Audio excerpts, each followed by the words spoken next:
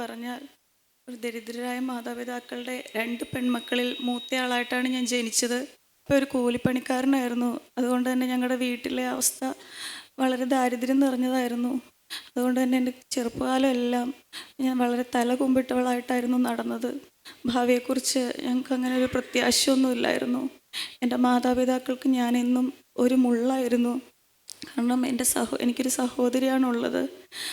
അവളെ ഞാൻ എപ്പോഴും അവളുമായിട്ട് കലഹിക്കുകയും എൻ്റെ വീട്ടിൽ എപ്പോഴും ഒരു കലഹപുത്രിയായിരുന്നു ഞാൻ. എല്ലാത്തിനും വാശി പിടിക്കുകയും എല്ലാം ചെയ്യുന്ന ഒരാളായിരുന്നു ഞാൻ. എപ്പോഴും പല പല രോഗങ്ങളാൽ അലട്ടി പലപ്പോഴും പല ആശുപത്രികളെല്ലാം എൻ്റെ മാതാപിതാക്കൾ എന്നെ മാറി മാറി കൊണ്ടേ നടക്കുമായിരുന്നു. അങ്ങനെയെല്ലാം ജീവിതം ഒരു പ്രത്യാശയില്ലാതെ മുന്നോട്ട് പോകുമ്പോൾ ഒരു നല്ല വസ്ത്രമോ ഒരു നല്ല ആഹാരം ഒന്നും ഞങ്ങൾക്കുണ്ടായിരുന്നില്ല. പലപ്പോഴും പല വലിയ വീടുകളിലെല്ലാം അവിടുത്തെ പശുവിന് പുല്ല് പറിക്കാനും പന്നികൾക്ക് തീറ്റ ഉണ്ടാക്കാനെല്ലാം പോയി അവിടെ നിന്ന് കിട്ടുന്ന നല്ല ഭക്ഷണമൊക്കെയായിരുന്നു ഞങ്ങൾ കഴിച്ചിരുന്നത്. അങ്ങനെയെല്ലാം മുന്നോട്ട് ജീവിച്ചു പോകുമ്പോൾ എൻ്റെ പപ്പയ്ക്ക് സത്യവചനം കേൾക്കുവാനെല്ലാം ഒരു അവസരം ലഭിച്ചു. എൻ്റെ പപ്പ ഞങ്ങളെ കൂട്ടായ്മയിലേക്കെല്ലാം കൊണ്ടുപോകുമായിരുന്നു.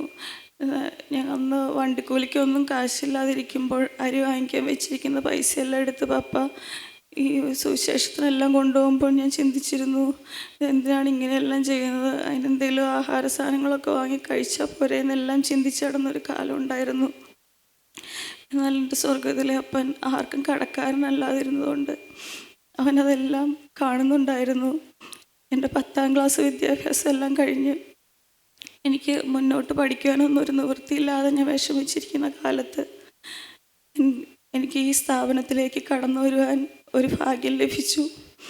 അന്ന് കർത്താവ് എന്നെ കണ്ടതുകൊണ്ട് എൻ്റെ 15ാമത്തെ വയസ്സിൽ എൻ്റെ പപ്പയുടെ കരം പിടിച്ച് ഞാൻ ഈ സ്ഥാപനത്തിലേക്ക് കടന്നു വന്നു. അങ്ങനെ കുറച്ച് നാളുകൾ കഴിഞ്ഞപ്പോൾ ഒരു 2 വർഷത്തോളം കഴിഞ്ഞപ്പോൾ എന്നെ ഈ സ്ഥാപനത്തിൽ കൊണ്ടുവന്നാക്കി എൻ്റെ പപ്പയുടെ കരം എന്നേക്കും ഞങ്ങളിൽ നിന്ന് വിട്ടുപോയി. ഒരു അപകടം വഴിയായിട്ട് എൻ്റെ പപ്പ ഈ ഭൂമിയിൽ നിന്ന് മാറ്റപ്പെട്ടു. അന്ന് എന്ത് ചെയ്യണമെന്ന് ഞങ്ങൾക്കറിയില്ലായിരുന്നു.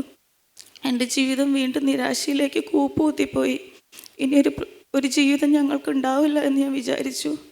കാരണം എൻ്റെ സാധുവായ അമ്മയ്ക്ക് ഞങ്ങൾ വളർത്തുവാനുള്ള പ്രാപ്തിയൊന്നും ഉണ്ടായിരുന്നില്ല. അന്ന് എൻ്റെ സഹോദരിക്ക് ഏകദേശം 11 വയസ്സ് മാത്രമായിരുന്നു പ്രായം ഉണ്ടായിരുന്നുള്ളൂ. അപ്പോൾ ഞാൻ ചിന്തിച്ചിരുന്നു, ഇനി ഞങ്ങൾക്ക് ഒരിക്കലും ഒരു നല്ല കാലമില്ല, എങ്ങനെയൊക്കെ ജീവിച്ച് ഇങ്ങനെയെല്ലാം അങ്ങ് കഴിഞ്ഞു പോയാൽ മതിയെന്ന്. എന്നാൽ എൻ്റെ കർത്താവ് യുവങ്ങൾക്ക് മുമ്പേ ഞങ്ങളെ കണ്ടിരുന്നതുകൊണ്ട്, അവൻ ആ നിത്യസ്നേഹത്താൽ ഞങ്ങളെ സ്നേഹിച്ചിരുന്നതുകൊണ്ട്, ഞങ്ങളുടെ ബന്ധുക്കളെല്ലാം ഞങ്ങൾ അകറ്റി നിർത്തിയപ്പോൾ അവൻ ഞങ്ങളെ ചേർത്ത് പിടിച്ചു. ഞങ്ങൾക്ക് എൻ്റെ അമ്മയ്ക്ക് സഹോദരിക്കും കൂടി ഈ സ്ഥാപനത്തിലേക്ക് കടന്നു വരാനൊരു ഭാഗ്യം ലഭിച്ചു. തുടർന്ന് നിരന്തരമായി വചനം കേൾക്കുവാനെല്ലാം ഭാഗ്യം ലഭിച്ചു. ഒരനാഥ എന്നുള്ളൊരു ബോധം എന്നെ വീണ്ടും കൂടുതൽ നിരാശയിലേക്ക് ആഴ്ത്തിയിരുന്നു. ഒരപ്പൻ്റെ സ്നേഹത്തിന് എൻ്റെ ഹൃദയം വല്ലാതെ ദാഹിക്കുമായിരുന്നു. എന്ന് വചനമെല്ലാം കേൾക്കുമ്പോൾ ഒരാശ്വാസം ലഭിക്കുമെങ്കിലും ഒരിക്കലും എൻ്റെ നിരാശ എന്നെ വിട്ടുമാറിയിരുന്നില്ല. എൻ്റെ വിവാഹപ്രായമല്ല ഇപ്പോൾ ഞാൻ എൻ്റെ കൂട്ടുകാരുടെ വിവാഹമെല്ലാം നടക്കുമ്പോൾ ഞാൻ ചിന്തിക്കും, എനിക്കൊരു വിവാഹം ആലോചിക്കാനൊന്നും ഈ ഭൂമിയിൽ എനിക്കൊരു അപ്പനില്ലല്ലോ, ഞങ്ങളുടെ കാര്യം നടത്തി തരുവാൻ ഞങ്ങൾക്ക് ആരുമില്ലല്ലോ എന്നെല്ലാം ചിന്തിച്ച്. അപ്പോൾ വചനം കേൾക്കുമ്പോൾ ഒരിക്കൽ ദൈവദാസൻ പറഞ്ഞു, അപ്പനില്ലാത്ത മക്കൾ കർത്താവിനെ അപ്പ എന്ന് വിളിച്ചോളണം, ആവശ്യങ്ങളെല്ലാം പറഞ്ഞോളണമെന്ന്. അപ്പം ഞാൻ എന്നും പ്രാർത്ഥിക്കുമ്പോൾ എൻ്റെ ഓരോ ആവശ്യങ്ങൾ എൻ്റെ യേശുപ്പയോട് പറയാൻ തുടങ്ങി. എൻ്റെ പ്രാർത്ഥന കൊണ്ടല്ല, എൻ്റെ കർത്താവ് എനിക്കൊരു തക്ക തുണയെ ഭർത്താവായിട്ട് നൽകി. ഊനമില്ലാത്ത 3 കുഞ്ഞുങ്ങളെ നൽകി എൻ്റെ കർത്താവ് ഞങ്ങളുടെ ജീവിതം ഏറ്റെടുത്തു. ഞങ്ങൾക്ക് ഒരിക്കലും ഈ ഭൂമിയിൽ ഒരപ്പനുണ്ടായിരുന്നെങ്കിൽ എനിക്ക് ലഭിക്കുമായിരുന്നതിലും അധികമായി എൻ്റെ കർത്താവ് എൻ്റെ ജീവിതത്തിൽ അപ്പനായിട്ട് വന്നപ്പോൾ ഞങ്ങളെ നടത്തി. ഏറ്റവും ശ്രേഷ്ഠമായിട്ട് അവൻ ഞങ്ങളെ കരുതി. എന്നാൽ ആ സ്നേഹത്തിലൊന്നും ജീവിക്കുവാൻ എനിക്ക് സാധിച്ചെന്ന് പറയാനില്ല. കൊറോണയെല്ലാം വന്ന സമയത്ത് പന്നി കുളിച്ചിട്ട് ചേറ്റിലേക്ക് തിരിയുന്നത് പോലെ ഞാൻ ഈ ലോകത്തിൻ്റെ സുഖങ്ങളിലേക്കെല്ലാം ഇറങ്ങിപ്പോയി. ഈ സിനിമയിലേക്കും സീരിയലിലേക്കും എല്ലാം പോയി യൂട്യൂബിനെല്ലാം അടിമയായി. കിട്ടുന്ന സമയമെല്ലാം എങ്ങനെയെങ്കിലും എല്ലാം പാഴാക്കി കളഞ്ഞ് എങ്ങനെയെങ്കിലും എല്ലാം ജീവിക്കണമെന്ന് ആലോചിച്ച് അങ്ങ് നടന്നു. ഈ കൂട്ടായ്മ തുടങ്ങിയ സമയത്ത് ഒന്നും എനിക്ക് കടന്നു വരാൻ കഴിഞ്ഞില്ല. കാരണം ഈ ലോകത്തിൻ്റെ ഊറിയ രസങ്ങൾ വിട്ടുവരുവാൻ എനിക്ക് മനസ്സുണ്ടായിരുന്നില്ല. എന്നാൽ ഒരു ദിവസം ആരും ക്ഷണിക്കാതെ തന്നെ എൻ്റെ കർത്താവ് എന്നെ സ്നേഹിച്ചതുകൊണ്ട്, അവൻ എൻ്റെ മേൽ സ്നേഹത്തിൻ്റെ പുതപ്പിട്ടിരുന്നത് കൊണ്ട് ഒരിക്കൽ അവൻ എന്നെ ഈ കൂട്ടായ്മയിലേക്ക് കൊണ്ടുവന്നു. അന്ന് ആദ്യ ദിവസം തന്നെ എൻ്റെ യേശു എൻ്റെ ഹൃദയത്തെ തകർത്തു. കഠിനമായി പോയ എൻ്റെ ഹൃദയത്തെ അവൻ തകർക്കാൻ തുടങ്ങി. ഞാൻ എത്രമാത്രം പാപിയാണെന്ന് അവൻ എന്നെ കാണിച്ചു തരുവാൻ തുടങ്ങി. എൻ്റെ പാപങ്ങളെല്ലാം എൻ്റെ കർത്താവിൻ്റെ സന്നിധിയിൽ ഏറ്റുപറയാൻ തുടങ്ങി. ഇപ്പോൾ കർത്താവിൻ്റെ ജീവിതത്തിലേക്ക് എനിക്ക് നഷ്ടപ്പെട്ടു പോയ എൻ്റെ അപ്പനായിട്ട് കടന്നു വന്നു. ആ അപ്പൻ്റെ സ്നേഹം അവൻ എനിക്ക് തരുവാൻ തുടങ്ങി. എൻ്റെ ആവശ്യങ്ങളിലെല്ലാം എൻ്റെ കർത്താവ് കൂടെ ഇരിക്കാൻ തുടങ്ങി.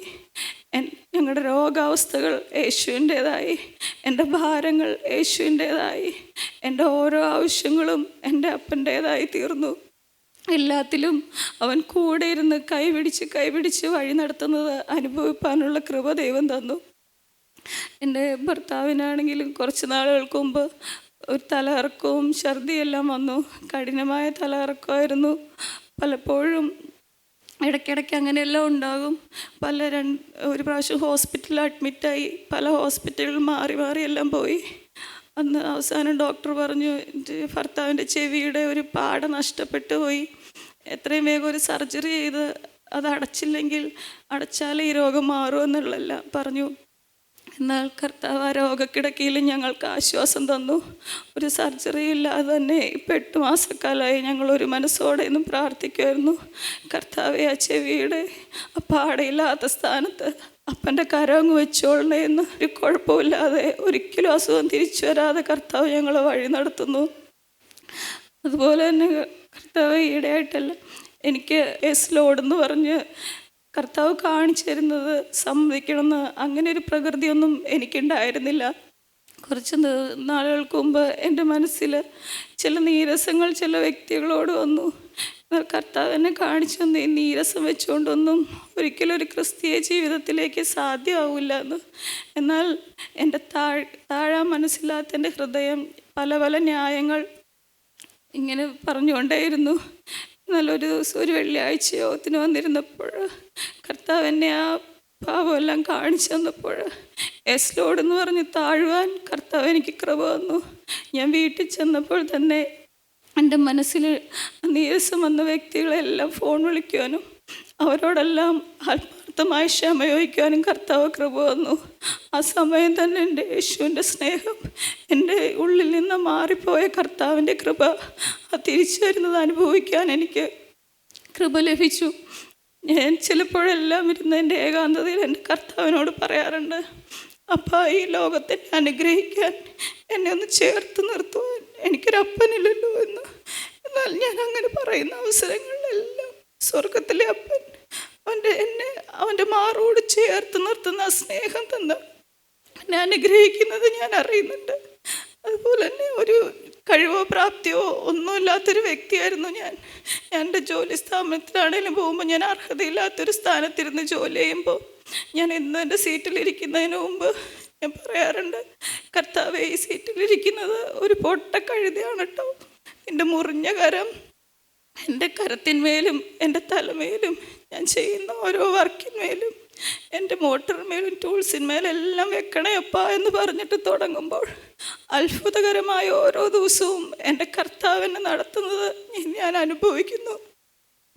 ഓരോ നിമിഷവും കർത്താവിൻ്റെ ആ സ്നേഹം എന്നെ പൊതിഞ്ഞു പിടിക്കുന്ന അനുഭവിച്ചുകൊണ്ട് ജീവിക്കുവാൻ കർത്താവ് എനിക്ക് കൃപ വരുന്നു.